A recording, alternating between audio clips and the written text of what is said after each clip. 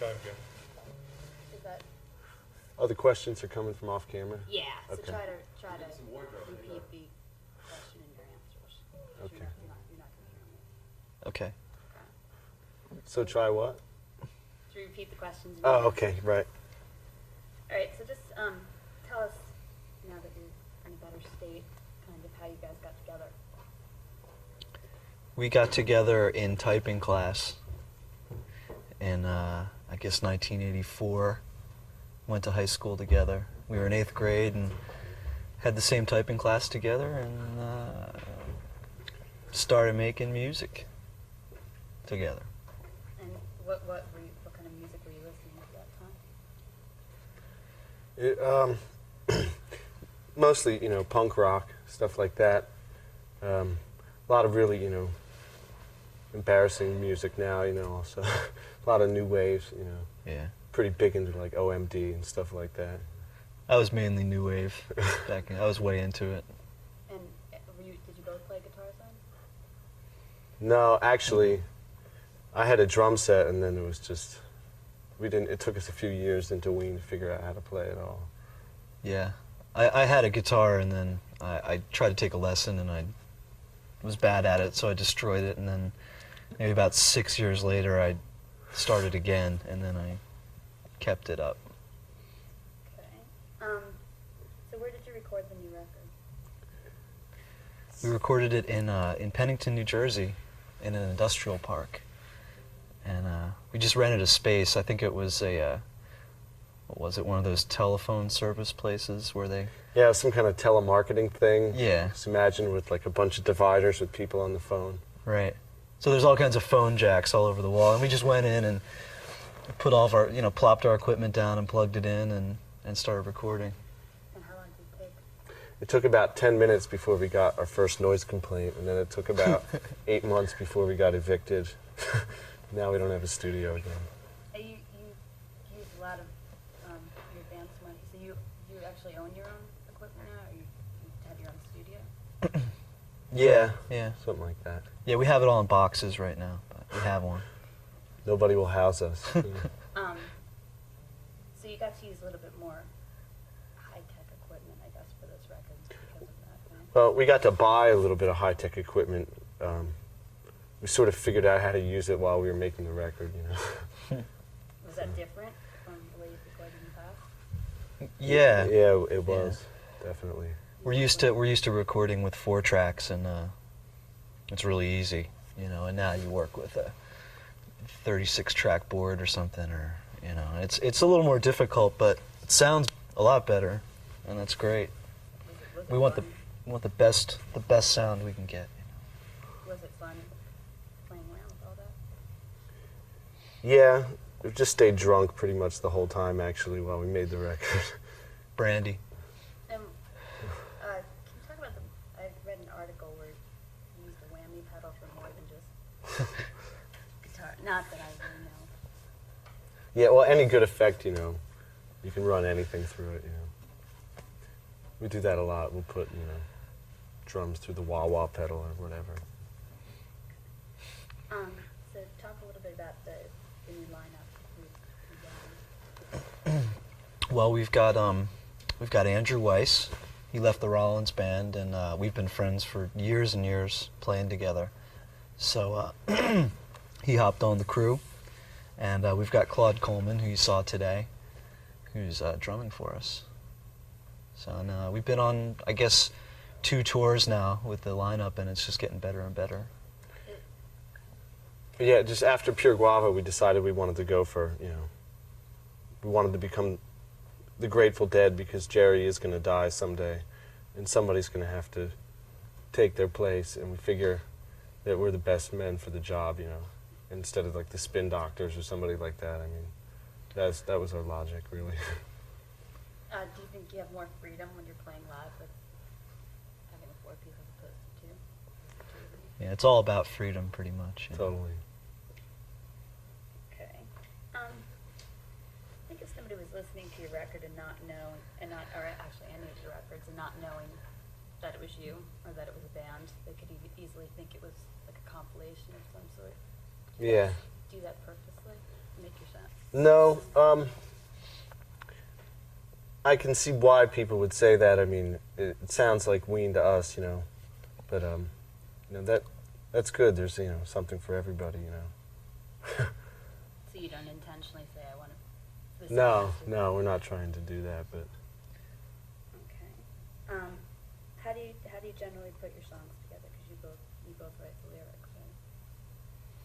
Is there any systematic way that you've always done it? Or? No. I mean, classically, it used to be we would, get a piece of paper and write down 10 song titles, and then just fulfill the destiny after that, which always worked out well, but it's kind of changed a little bit. I mean, it depends on anything, You write music or you write words or whatever. Is it generally the words first or music first? No, we really don't have any kind of system except to come up with the title of the song first and then write the song based around the title. Okay. I heard somebody kind of comparing Beck to sounding like you guys were. Would you agree with that, or do you guys think that you're sort of maybe a little bit ahead of your time with the way music is now?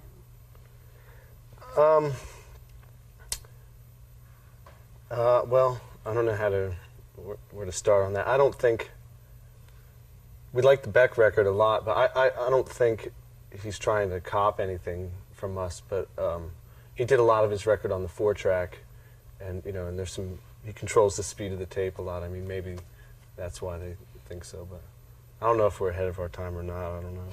I don't think so. Maybe. But we're down with Beck anyway. Okay. I mean, you guys both obviously have a passion for music, and I mean, people can listen to your record and be like, "Wow, that's really genius." But there's also, I think, some people who kind of think you guys might Suck. be a bit of not suck, but not a Weird Al Yankovic bitch, but Uh-huh. like a satire. Have you ever heard that, or does that bother you? Yeah, we hear that. It bothers. It doesn't bother.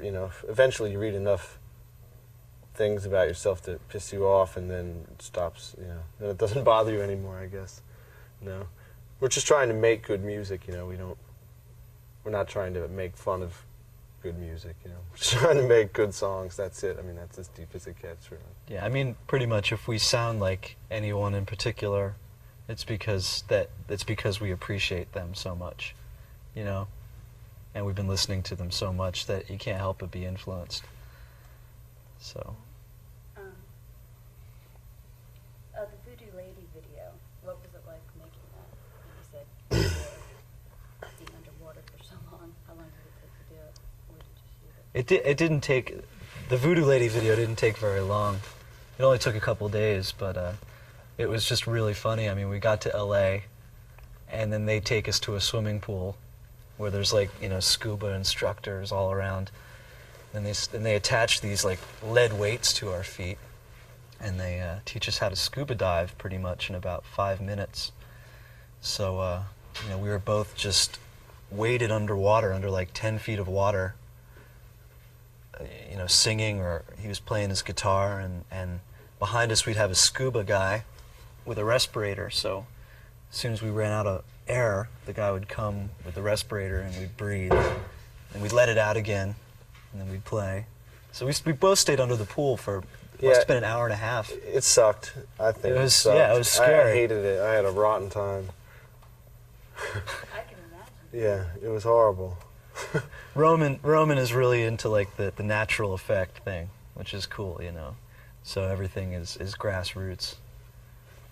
Was it scary, even though the guy was behind you? I mean, when you felt like you were running out of Yeah, breath? we were weighted at the bottom of a pool, with a bunch of frogmen with cameras and stuff, and the song cranking really loud through underwater speakers. It was just, it was. And they tell you, the first thing they tell you is you can't panic and go to the top. Well, you couldn't anyway, could you? Well, yeah, you could probably could, unstrap yeah. everything and then float to the top, but then you could get the bends, and that's air bubbles in your lungs. So you know what I mean. You have to stay under there, and you have to get used to it. It was scary, but now we both can scuba dive. So I'll never do it again. Since then? No, but done. Never mind. Okay. The song wasn't any way attributed to Santana, was it? No, not at all. Not in any way. We love Santana, but... Okay. What about the I can't put my finger on? You mean like Black Magic Voodoo Woman or something? No, nothing like that. What about the I can't put my finger on it video? I think that's probably our best video, actually, for some reason. It only cost, like, peanuts to do. We had that concept for a long time, and just... Sometimes when we're making a song, we'll think of something visual, like, okay, imagine, like, you're in, like, Belgium at 3 in the morning in a smelly, like, falafel gyro shop. And that's kind of what we were going after when we recorded it, and we knew, like, exactly what we wanted to do, So... Where did you shoot it? Where was the restaurant or whatever it was? It was in New York, and St. Mark's Place or something. And the new video. Now, how long ago was the hand grenade incident? Like, was that about 3 weeks It's like ago? last week, I think. Yeah. I saw that on the news. I just read something about that. So, tell us about the video a little bit. You're supposed to be trying to steal Libertyville.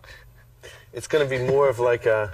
I don't know if we should give it up or not, but no. It's going to look more of like an Oliver Stone picture than a rock video. I mean, it's really, really over the top. That's all we really want to say about it. Just have to wait and see. We haven't seen it finished yet, so. But we did leave a grenade in the lawn of Independence Hall. And a little boy found it on President's Day weekend, Yeah. and they called in the bomb squad. What was your reaction when you saw it on the news? I haven't seen it yet. I was in bed. Somebody called me and told me. I missed It wasn't a real I saw it in grenade. the paper. But they thought it was. Yeah, they thought it was. It wasn't. It was a piece of plastic. Little Jimmy with his hand grenade. And how did you hook up with Spike Jones? He's done a number of things actually before he started doing videos. He worked for magazines. Talked to him a couple of years ago when he worked for somebody. Maybe it was Dirt magazine or something. But his videos are great, and we wanted to work with him. It was obvious, and he's down with Ween, so we got it happening.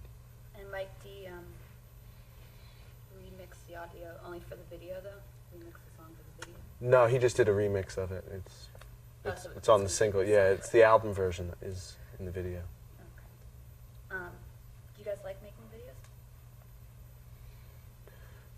Well, It's hard, but I had a lot of fun doing this last video, that's for sure. It's grueling. It pays off, I saw Jay Mascis do one of these interviews, and he summed it up pretty good. It's like, well, you feel silly sometimes because you're not an actor, you're a musician or a guitar player or whatever, but, it's just the way it is. It's the facts. You have to do videos, and, they can be fun, just like anything else, if you make it fun, so it's not bad. So you don't really necessarily think they're important? Well, no, they're super important. That's the whole thing, You just gotta, if you can have some fun doing it and make a good video, then great. But How involved do you get in it with like storyboards and coming up with the ideas? a little bit, I don't know. What have we done, 4 videos or something? It varies, yeah. It varies, Spike had his vision. He was very, we put in some suggestions and little tasters in the video, but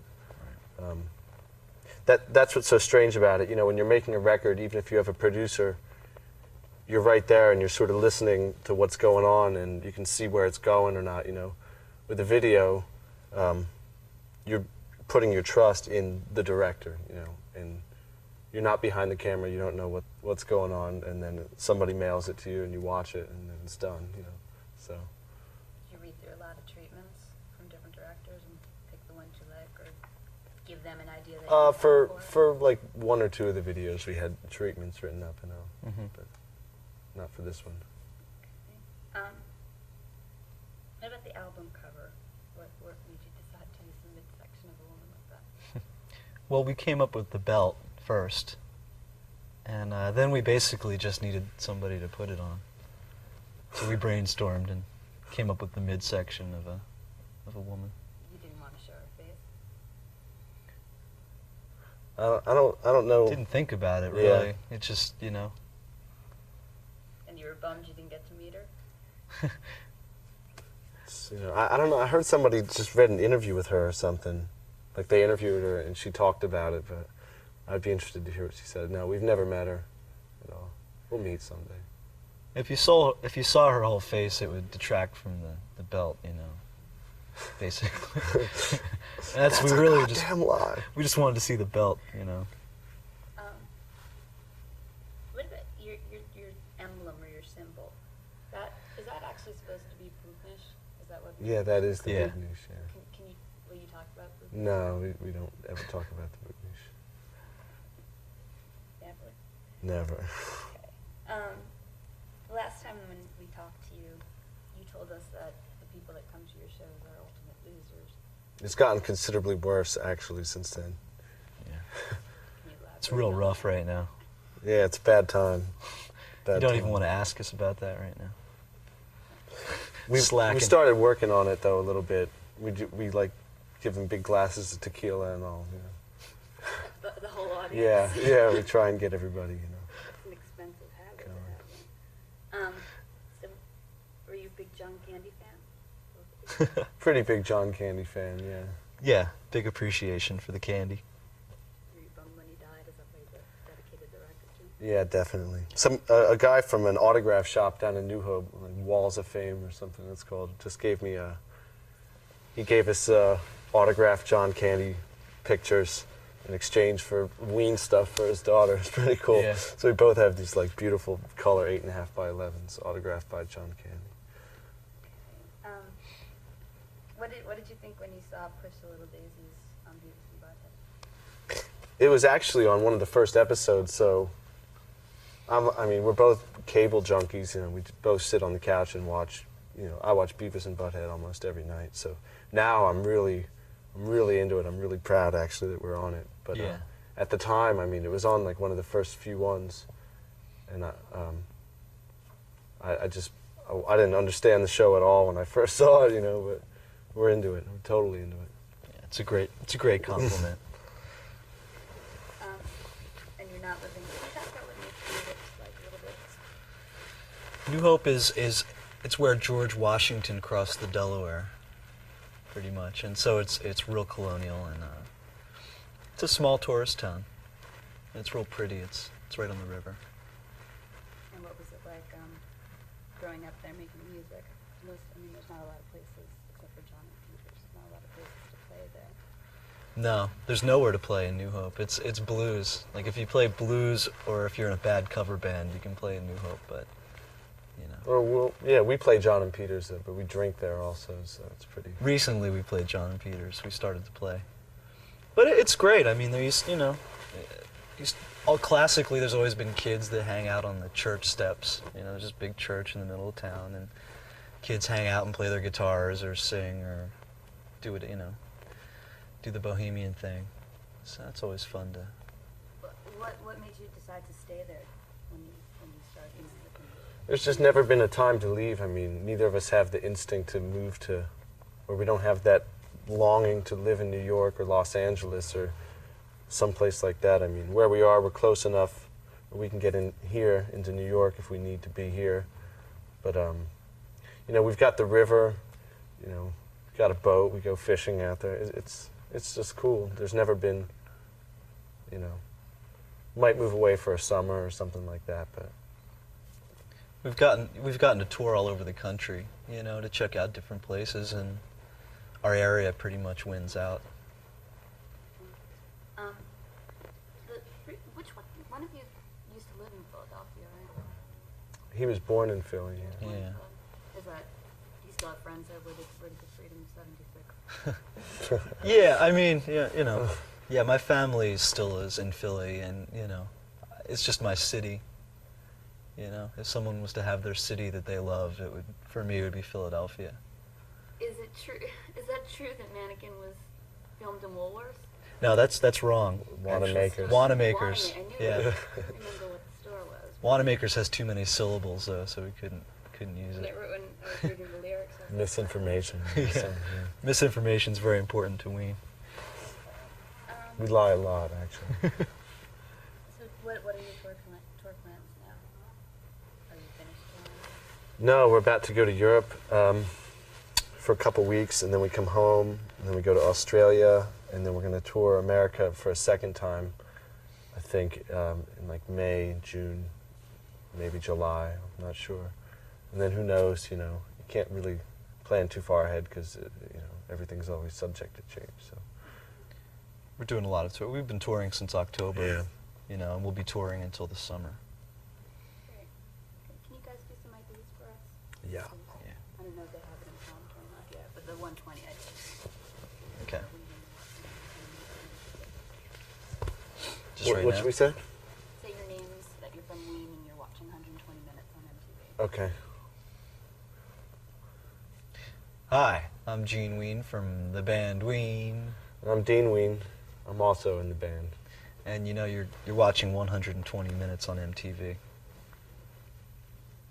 do the same thing again and say you're watching Alternative Nation with Kennedy. Oh, great.